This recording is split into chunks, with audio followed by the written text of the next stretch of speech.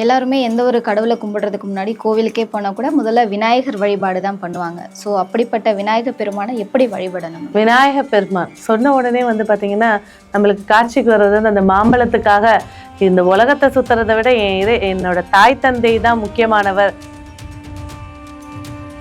அப்படின்னு சொல்லி இந்த உலகத்துக்கு சமமாக, அதாவது மாதா பிதா குரு தெய்வம் அப்படின்ற ஒரு வார்த்தையை இந்த உலகத்துக்கு அச்சாணியா கொடுத்தவர் விநாயக பெருமான். ஒரு ஜாதகத்துல சனி சந்திரன் இணைஞ்சிருக்கு அப்படின்னா புணர்ப்பு தோஷம். புணர்ப்பு தோஷம்னா என்ன அப்படின்னு பாத்தீங்கன்னா, பிறந்ததுல இருந்து திருமணம் ஆகிற வரைக்கும் தொட்ட காரியங்கள் தடைபெறும். அதெல்லாம் நீக்கத்துக்கு இந்த விநாயக பெருமானுக்கு தேங்காய் உடைக்கிறது தான். சனின்ற பிரச்சனைய விநாயகன்ற தடையை வச்சு உடைச்சு நம்ம வேலையை பார்த்துட்டு போறது தான். பொதுவாக எல்லா தெருமுனைகளிலுமே ஒரு முச்சந்தி விநாயகர் இருப்பாரு. ஸோ எதனால மேம் அவ்வளோ விநாயகர் வச்சிருக்காங்க? முச்சந்தி அப்படின்னு சொல்லும் போது பார்த்தீங்கன்னா 3 சக்திகள் சங்கமிக்கக்கூடியது, ட்ரையாங்கலா இருக்கும். அந்த ட்ரையாங்கல்ல இருக்கக்கூடிய எனர்ஜி எந்த தெய்வம் வச்சாலும் மங்கி போயிடும்.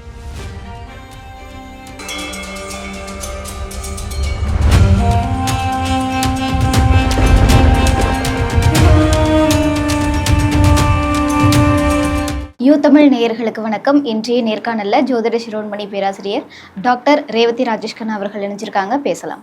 வணக்கம். வணக்கம். எல்லாருமே எந்த ஒரு கடவுளை கும்பிடுறதுக்கு முன்னாடி கோவிலுக்கே போனா கூட முதல்ல விநாயகர் வழிபாடு தான் பண்ணுவாங்க. ஸோ அப்படிப்பட்ட விநாயகர் பெருமானை எப்படி வழிபடணும்?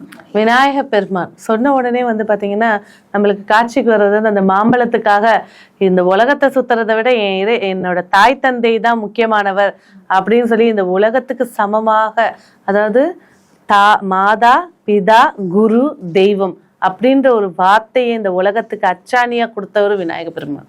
அப்ப விநாயக பெருமானை பாத்தீங்கன்னாக்கா நிறைய அவதாரங்கள் இருக்கு. விநாயக பெருமான் சர்பத்தோட இருக்கிறது, வலம்புரி, இடம்பெரி, வயிற்றுல பாம்பை கட்டிக்கிட்டு இருக்கிறது, தந்தத்தை உடைச்சி உட்கார்ந்துருக்கு. மொத்த விநாயகருடைய அவதாரங்கள் 64 அவதாரங்கள் இருக்கு.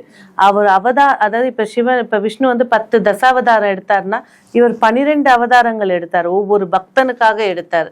அப்ப இந்த விநாயகர் அப்படின்னு சொல்லும் போது பாத்தீங்கன்னா நவ கிரகத்துல கேதுவுடைய ஆதிக்கம் கொண்டவர் தான் விநாயக பெருமான்.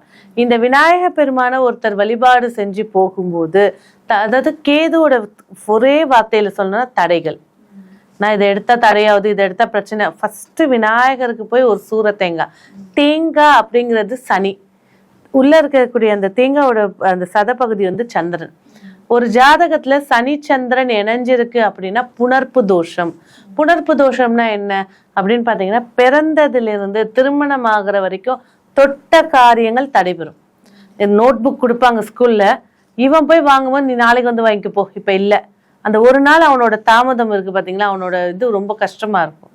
அதே போல் ரிசல்ட்ஸா இருந்தாலும் சரி, ஒரு ஹாஸ்பிட்டலுக்கு போகணுன்னாலும் சரி, டாக்டர் இல்லை நாளைக்கு வா, ஏதாவது ஒரு விஷயத்துல அந்த ஸ்ட்ரெஸ்னஸ் உடம்புக்குள்ள அழுத்தி வச்சிடும். அதெல்லாம் நீக்கத்துக்கு இந்த விநாயக பெருமானுக்கு தேங்காய் உடைக்கிறது தான். சனின்ற பிரச்சனைய விநாயகன்ற தடையை வச்சு உடைச்சு நம்ம வேலையை பார்த்துட்டு போறது தான் விநாயகர். விநாயகரோட வழிபாடுல ரொம்ப சிம்பிளுங்க. அவருக்கு ஒரு சுண்டல் வச்சுட்டு வா விநாயகா அப்படின்னா உடனே அருள் புரியக்கூடியவர். அதுலயும் பாத்தீங்கன்னா இந்த விநாயகர் வலம்புரி இடம்புரின்னு இருப்பார். வலம்புரி விநாயகர் வச்சிருக்கோம் அப்படின்னா டெய்லி கற்பூர தீபம் காட்டணும், டெய்லி ஊதுபத்தி காட்டணும், டெய்லி அவருக்கு நெய்வேத்தியம் வைக்கணும். இந்த இடம்புரி இருக்கக்கூடிய விநாயகர் அப்படின்னு வச்சிங்கனாக்கா, ஐயா நமஸ்காரம் ஐயா, அதோட அடுத்த மாசம் கும்பிடுவான், ஐயா நமஸ்காரம் கிடைச்சிடும் அவங்களோட இது. ஏன்னா விநாயகருடைய தாத்பரியம் என்னன்னா, வலம்புரியில இருக்கிற ஆச்சாரமானவர், என்னை இப்படிதான் வழிபாடு செய்யணும் அப்படின்னு இருக்கு. இடம்புரின்றவர் பாத்தீங்கன்னாக்கா, நீ எப்ப கேட்டாலும் வரம் தரையா. ஏன்னா இந்த இடம்புரி நீங்க எடுக்கும்போது பாத்தீங்கன்னா பக்கத்துலயே மோதகம் இருக்கும், அது மேல அந்த கை இருக்கும், அவர் சாப்பிட்டுட்டு இருக்காரு, உங்ககிட்ட எதிர்பார்க்கல அப்படிங்கிற விஷயத்த சுட்டி காட்டும். இந்த விநாயகர் சொல்லும் போது நவ கிரகங்களும் ஒரே ஆதிக்க ரூபத்துக்குள்ள இருக்குன்னா, இப்ப பசுமாடு எடுத்தீங்கன்னா 330 கோடி தேவர்கள் இருக்காங்கன்னு சொல்லுவோம். விநாயகர் எடுத்தீங்கன்னா நவகிரகமும் அந்த விநாயகருக்குள்ளேயே இருக்கும். அவருக்கு உண்டானவர் அரச மரத்துக்கு அடியில இருப்பாரு, ஆலமரத்துக்கு அடியில இருப்பாரு, எல்லா இடத்துலயும் முச்சந்தியில இருப்பாரு. எடுக்கிற காரியத்துக்கு போகும்போது ஒரு தேங்காய் மட்டும் தான் உடைச்சிட்டு போவாங்க, அந்த வேலை சக்சஸ் ஆயிடும். கண்டிப்பா மேம். இப்போ ஒருத்தருடைய ஜாதகத்துல கேது தசை நடந்தா விநாயகரை வழிபடணும்னு சொல்றாங்க, இதனால மேம்? ஆமா, அதாவது இப்ப நவகிரகத்துல பாத்தீங்கன்னா கேதுவுடைய அதிதேவதை அப்படிங்கிறது விநாயகர். ஏன் கேதுவோட அதிதேவதை விநாயகர்? கேது அப்படின்னு எடுத்துக்கிட்டீங்கன்னா ராகுவும் கேதுவும் சர்ப்பம். இந்த சர்ப்பம் வெட்டுப்பட்டு போச்சு. அப்ப தலையோட இருக்கக்கூடியது வந்து ராகு, உடல் மட்டும் இருக்கக்கூடியது கேது. அப்ப நம்மளோட வழங்கக்கூடிய தெய்வத்துல தலை வெட்டுப்பட்ட தெய்வம் அப்படிங்கிறது விநாயகர். அப்ப கேதுக்கு அதிதேவதை அப்படின்னு பாத்தீங்கன்னா விநாயக பெருமான் தான். ஒரு ஜாதகத்துல கேதுவால தோஷம், மாத்ரு தோஷம் இருக்கு, கேது தசை நடக்குது, கேது வந்து பாதகத்துல இருக்காரு, கேதுவால ஒரு பிரச்சனையை ஃபேஸ் பண்ண போறாங்க அப்படின்னாக்கா ஒரே சரணாகதி விநாயக பெருமான் தான். அந்த விநாயகருக்கு உண்டான வழிபாடுகள் போயிட்டு 6 தீபம் நல்லெண்ணெய் தீபம் ஏத்தி நமஸ்காரம் பண்ணும்போது சில பல தடைகள், முன்ஜென்ம கர்மாக்கள் வீரியம் குறையிறத கண்கூட பார்க்கலாம். பொதுவா எல்லா தெருமுனைகளிலுமே ஒரு முச்சந்தி விநாயகர் இருப்பாரு. சோ எதனால மேம் அவ்வளவு விநாயகர் வச்சிருக்காங்க? முச்சந்தி அப்படின்னு சொல்லும் போது பாத்தீங்கன்னா 3 சக்திகள் சங்கமிக்கக்கூடியது ட்ரையாங்கலா இருக்கும். அந்த ட்ரையாங்கல்ல இருக்கக்கூடிய எனர்ஜி வந்து எந்த தெய்வம் வச்சாலும் மங்கி போயிடும். எந்த தெய்வம் நீங்க ஒரு காளியே வைங்கள, ஒரு காலகட்டத்துக்கு மேல அதை வழிபாடு பண்ணாம மூடி வச்சிருவாங்க. ஏன்னா அந்த இடத்தோட தன்மை அது. அந்த முச்சந்தி சொல்லக்கூடிய ஒரு சக்தியை மும்மூர்த்தி சக்தியா கொடுக்கக்கூடியது.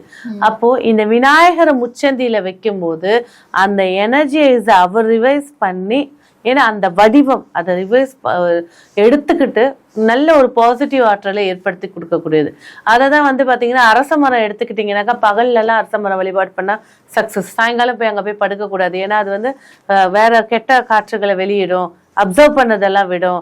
அப்ப அது வந்து பிரச்சனைகளை கொடுக்கும்வாங்க. அப்ப முச்சந்தியில இருக்கக்கூடிய விநாயகர் வந்து அதுல இருக்கக்கூடிய நெகட்டிவ் எனர்ஜியை ரிசர்வ் பண்ணி அதை பாசிட்டிவா மாற்றி கொடுக்கக்கூடிய ஆற்றல் நிறைஞ்சது.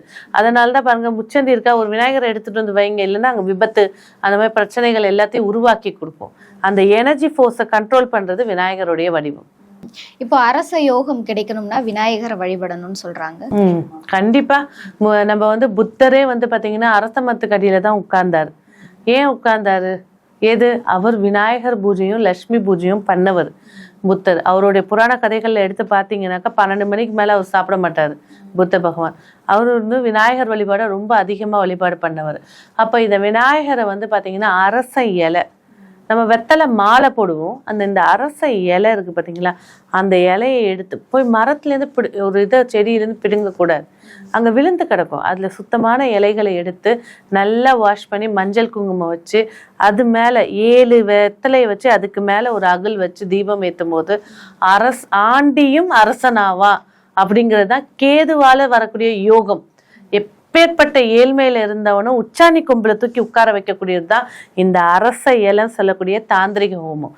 நிறைய இடத்துல வந்து குழந்தைகள் பிறக்கும் போதே இந்த கேது தோஷத்துல வீசிங்ல பிறந்துரும், தப்பிக்கிறதே கஷ்டமா இருக்கும். அவங்களுக்கெல்லாம் நம்ம தாந்திரிகமா என்ன சொல்லுவோம்னா, ஒரு சில்க் துணி எடுங்க, ஒரு காட்டன் துணி எடுங்க, இந்த அரச மர இலை விழுந்திருக்கிறத எல்லாத்தையும் எடுத்து நல்லா வாஷ் பண்ணுங்க. வாஷ் பண்ணி கிளீனாக காய வச்சுட்டு அதை உள்ள வச்சு தச்சு அந்த குழந்தைய அதில் படுக்க வைங்க.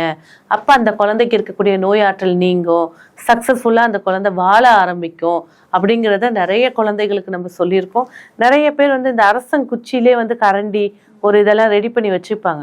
அந்த கேதுவோட தாக்கமும் சரி, ஒரு கால சர்ப தோஷமும் கேதுவால தான் ஏற்படுத்தி கொடுக்குது. அந்த தோஷத்தை யோகமா மாத்தி கொடுக்கறதும் இதுதான்.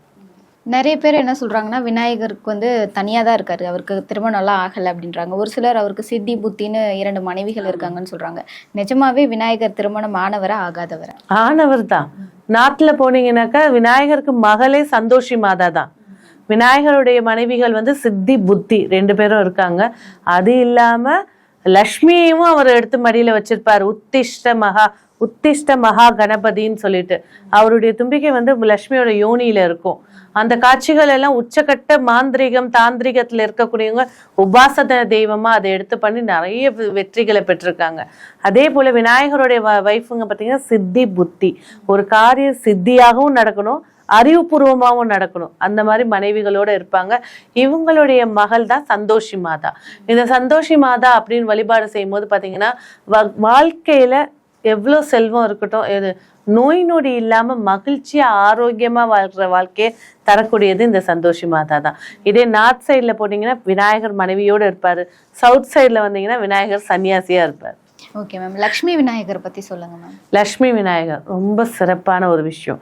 எல்லாருமே வந்து பாத்தீங்கன்னா வீட்டுல வந்து கிரக பிரவேசம் பண்ண போறாங்கன்னா விநாயகர் ஹோமம் பண்ணுவாங்க, நவகிரக ஹோமம் பண்ணுவாங்க. வீடு அப்படின்றது சுகஸ்தானம், அது சுக்கிரனுக்குரியது. அப்ப என்ன செய்யணும், வீட்டில் ஹோமம் பண்ணணும்னா லக்ஷ்மி விநாயகர் ஹோமம் தான் ஃபர்ஸ்ட் பண்ணணும். அது பண்ணதுக்கு அப்புறம் தான் நவகிரக ஹோமம் பண்ணணும். முதல் கடவுள் விநாயகர் தான்.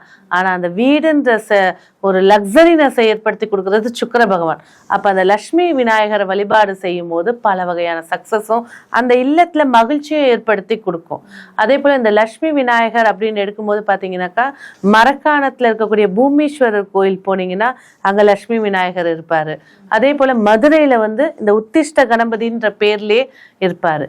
ஸோ இந்த லக்ஷ்மி விநாயகரை வழிபாடு செய்யும் போது பார்த்தீங்கன்னா வீட்டில் பணம் தங்கும். கடன்னால எல்லாத்தையும் கொடுத்துட்டேங்க, கடன்னால எல்லாத்தையும் இழந்துட்டேங்க அப்படின்னு சொல்ற வார்த்தை, ஒரு வலையில விழுந்து நான் எல்லாத்தையும் இழந்துட்டேங்க, இல்லீகல் கான்டாக்ட் எதுனாலும் சரி, சம்பாதிச்சதை நான் இழந்துட்டேன்னு ஒருத்தர் நிக்கிறவங்க இந்த லக்ஷ்மி விநாயகரை போய் வழிபாடு செய்யும் போது, அதுலயும் மெயினா அங்க அபிஷேகம் நடக்கும்போது புணுகு கொடுக்கணும்.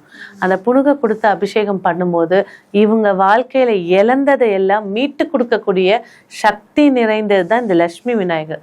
எங்கெல்லாம் பாக்குறீங்களோ அங்க போய் வழிபாடு செய்யுங்க. ஆனா பூஜை ரூம்ல வைக்கும் போது லக்ஷ்மி விநாயகர், லக்ஷ்மி மடியில விநாயகர் உட்கார்ந்துருப்பார். ஆனா உத்திஷ்ட மகா கணபதி வீட்டுல பூஜை ரூம் தனியா இருக்கு, இல்ல சன்னியாசத்துல இருக்கேன், நான் உபாசனை எடுத்துக்கிட்டேன் அப்படின்னா மட்டும்தான் அவங்கள வீட்டுல வைக்கணும். நார்மலா வைக்கும் போது சில பிரச்சனைகளையும் ஃபேஸ் பண்ற மாதிரி இருக்கும். கண்டிப்பா மேம். விநாயகர் வழிபாடு சம்பந்தமா நிறைய விஷயங்கள் சொல்லியிருக்கீங்க. நன்றி. நன்றி.